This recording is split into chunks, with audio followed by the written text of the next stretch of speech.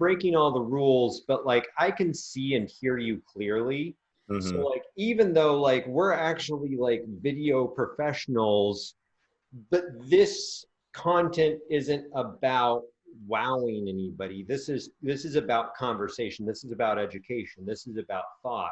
Yeah. Uh, so in that context, I can see you perfectly fine. I can hear you perfectly fine. There may be, I'm an audio geek, so there may be a little bit more room in your voice than I prefer, but I don't care because that's not, I'm not trying to be wowed by the look and feel of this piece of content.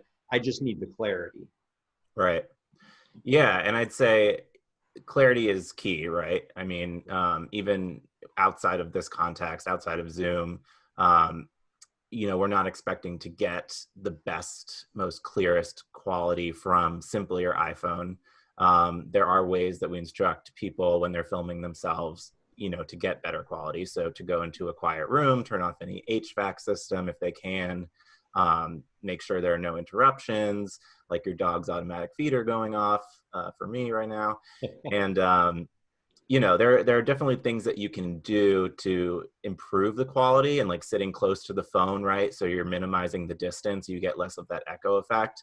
But then there are also tools you can purchase online. A lot of them are back ordered now, unfortunately, but lav mics that clip in directly to your phone, so you can get slightly better quality audio.